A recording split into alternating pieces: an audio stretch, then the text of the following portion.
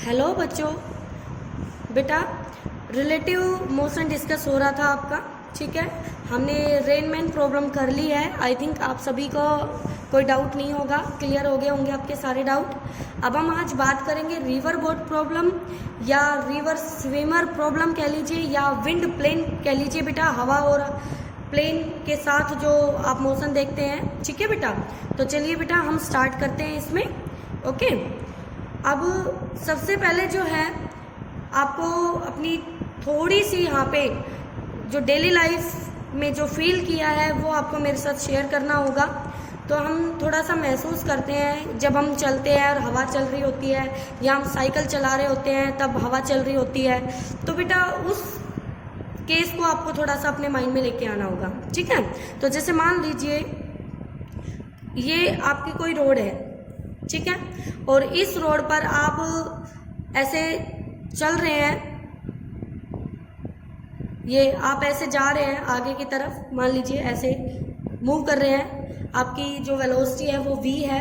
और अब मुझे बताना, अगर हवा नहीं चल रही है, एयर, थोड़ा सा आपको फील कराते हैं फिर देखते हैं। अगर एयर नहीं है, हवा नहीं ब्लो कर रही है, तो इसकी जो स्पीड है v, वो v रहेगी बेटा, उसमें कोई चेंजेस नहीं आएंगे। ठीक है मैम, अगर मान लीजिए एयर आपको ऐसे इसी डायरेक्शन में धकेल रही है u से, एयर की जो स्पीड है वो u है और आपकी v है, तो ये आपको पुश करेगी ऐसे, तो आपकी स्पीड क्या हो जाएगी, बढ़ जाएगी, इंक्रीज कर जाएगी। मैं आपको इसमें एक मूवी का सीन याद दिलाती हूँ। अगर आपने केसरी मूवी देखी है तो जब वहाँ पे अक्षय कुमार वाली जो टीम होती है और सामने मुसलमानों की जो वो टीम होती है, वहाँ पे फायर करता है वो अपनी गन से, और वो काफ़ी दूर खड़े होते हैं और फिर भी उसकी बुलेट जाके किसी एक आदमी को लग जाती है। फिर उसका एक साथी, अक्षय कुमार का एक साथी पूछता है कि सर जी ये गन तो इतनी दूर मारती ही नहीं है, तो उसका आंसर होता है मारती है जब पीछे की हवा हो, तो मतलब जब हवा आपका साथ दे रही हो तो। ठीक है बेटा, तो ये वही वाली बात है कि इसमें ये जो हवा है, ये जो एयर है, ये आपकी स्पीड को बढ़ाएगी, तो ये आपकी स्पीड को u प्लस v यानी इंक्रीज कर देगी अगर सेम डायरेक्शन में है तो। और अगर यही हवा आपका अपोज कर रही हो बेटा, इस डायरेक्शन में एयर हो u से, तो फिर ये आपका अपोज करेगी, फिर ये आपकी v में अपना इफेक्ट घटा देगी, कम कर देगी, रिजल्टेंट को डिक्रीज कर देगी। तो इसमें आपकी स्पीड डिक्रीज हो जाएगी बेटा। नेट स्पीड आपकी तो उतनी रहेगी, लेकिन नेट स्पीड जो रिजल्टेंट होगी वो डिक्रीज कर जाएगी। और इनके अलावा किसी और डायरेक्शन में हवा हुई, जैसे आप इधर जा रहे हो v वेलोसिटी से, एयर ऐसे जा रही है u वेलोसिटी से, तो फिर वो आपका दोनों का जो रिजल्टेंट आएगा वो कुछ इस तरह से आएगा। और रिजल्टेंट आपको पता है कैसे निकालते हो आप, under root u square plus v square.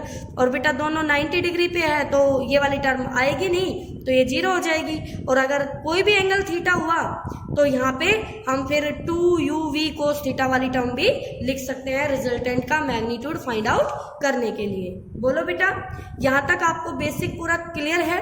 अब एक चीज और डिस्कस कर लीजिए, फिर सारी बातें क्लियर हो जाएंगी।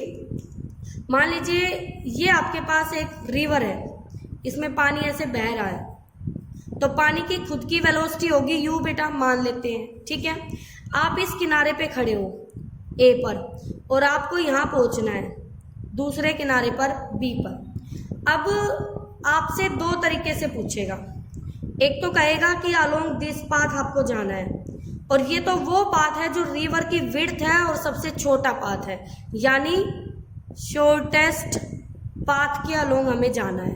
ठीक है बेटा जी, शॉर्टेस्ट पाथ के अलोंग जाना है। दूसरा, ये तो पहला केस कहेगा। दूसरा वो कहेगा कोई मैटर नहीं करता कि छोटे पाथ के अलोंग जाओ, हमें मिनिमम टाइम चाहिए, हमें टाइम मिनिमम लगना चाहिए। तो टाइम क्या होना चाहिए आपका, मिनिमम, क्रॉसिंग टाइम मिनिमम होना चाहिए। ठीक है बेटा, ओके, यही कह रहा है। तो ये दो चीजें आपको डिस्कस करनी है। अब मुझे एक बात बताना, अगर आपको ये रिवर क्रॉस करनी है तो ऐसा तो है नहीं कि आप इस रिवर में बैठ जाओगे ऐसे जाके और अपने आप को छोड़ दोगे 0 वेलोसिटी से। अगर आप नहीं चलोगे, आप यहाँ जाके खड़े हो जाओगे, तो ये रिवर आपको अपने साथ अपनी वेलोसिटी से बहा के ऐसे अपने अलोंग ले जाएगी। ऐसे ले जाएगी अपनी अलोंग, ठीक है। लेकिन बट आपको तो क्रॉस करना है, इसका मतलब ये हुआ आपको इसकी मर्जी से नहीं चलना है, आपको थोड़ी बहुत अपनी मर्जी चलानी होगी। अब मुझे एक बात बताओ, इस पॉइंट पर अगर मैं रिवर की भी वेलोसिटी दिखाऊं तो क्या वो ये होगी? Yes ma'am. बेटा दो वेक्टर समझने हैं आपको, ये होगी। अगर आपको सबसे छोटे पाथ के अलोंग जाना है तो क्या आप चाहोगे कि ये हमारी रिजल्टेंट हो वी आर? बोलो बच्चों। बिल्कुल मैम, हम इसको रिजल्टेंट चाहेंगे। अगर आप इसको रिजल्टेंट चाहोगे तो सीधी सी बात है, एक वेक्टर आपका ये है तो दूसरा वेक्टर क्या इस रिजल्टेंट के दूसरी तरफ होना चाहिए, तभी तो ये उस पैरेललोग्राम का डायगोनल सा दिखाई देगा हमें। बिल्कुल मैम। बोलो बेटा।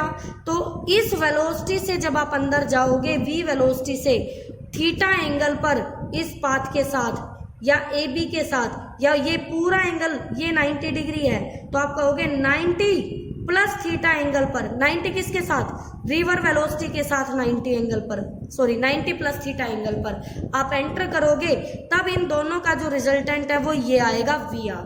अब कैसे आएगा ये समझिए। देखो बेटा, आप ऐसे गए, रिवर ऐसे गई, ठीक है, ओके, मान लिया। तो ये आपकी वेलोसिटी और ये रिवर की वेलोसिटी। अब देखना, आप ऐसे जा रहे हो, रिवर धीरे धीरे आपको धकेल रही है, धीरे धीरे आपको धकेल रही है, तो रिवर आपको ना तो अपनी डायरेक्शन में चला पाएगी और आप ना अपनी डायरेक्शन में चल पाओगे, तो आप इन दोनों के रिजल्टेंट में चलोगे। कैसे चलोगे?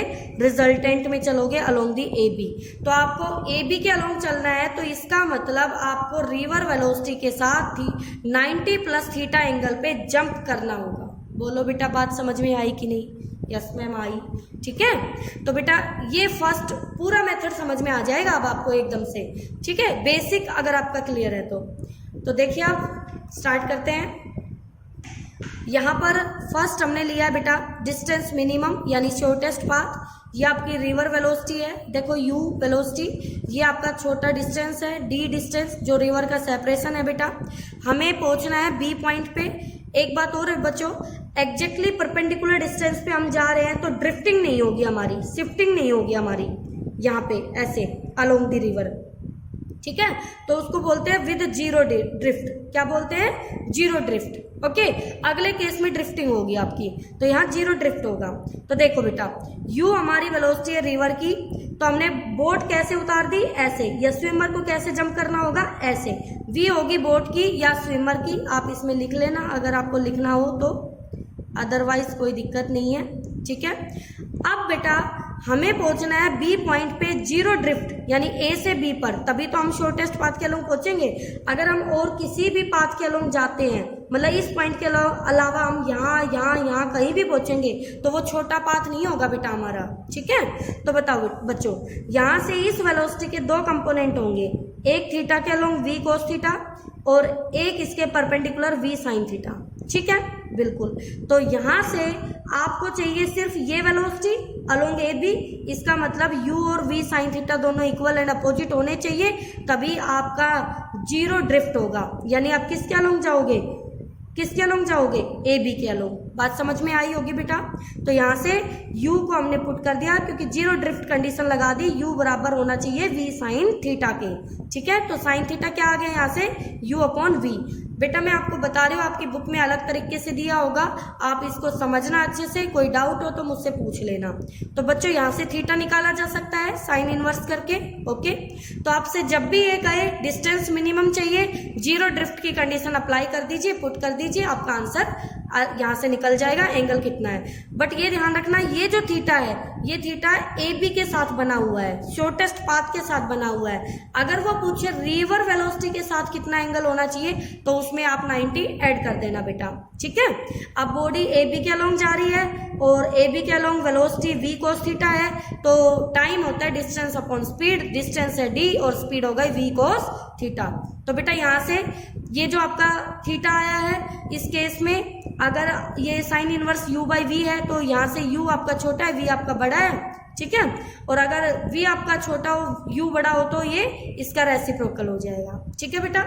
अब आगे देखिए, अगर हमें मिनिमम टाइम में चाहिए तो हम चाहेंगे कि रिवर थोड़ा बहुत हमें अपने फ्लो के साथ लेके जाए, हमारा फेवर करे, लेकिन पूरी तरीके से भी नहीं चाहते फेवर करवाना, क्योंकि हमें क्रॉस करना है। पूरी तरीके से फेवर करेगी तो वो अपने अलोंग लेके जाएगी। ठीक है बेटा, तो हमें क्रॉस करना है, तो हमने सबसे इजी वे ले लिया कि हम इसको अपनी बोट को अलोंग द शॉर्टेस्ट पाथ उतार लेंगे, यानी इस डायरेक्शन में हमारी वी होगी बोट की या स्विमर की, और ये डायरेक्शन हो गई हमारी रिवर की। ठीक है बेटा, तो इन दोनों का रिजल्टेंट क्या ए सी के अलोंग मिलेगा? बिल्कुल। तो आपकी बॉडी कहाँ पहुंचेगी? सी पर, और थी कहाँ? ए पर। तो जो आपका शिफ्ट हुआ है वो कितना हो गया? एक्स।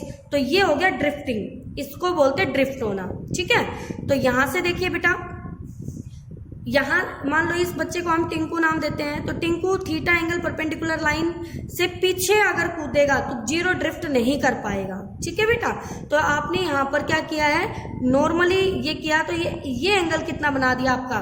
थीटा बना दिया। ठीक है, अगर ये ऐसे कूदेगा तो वो जीरो ड्रिफ्ट कर जाएगा। तो देखो, फॉर टाइम मिनिमम, अगर हमें टाइम मिनिमम चाहिए तो हम क्या चाहेंगे बेटा कि ये जो आपका v cos थीटा था, ये वाली टर्म, ये आपकी क्या हो?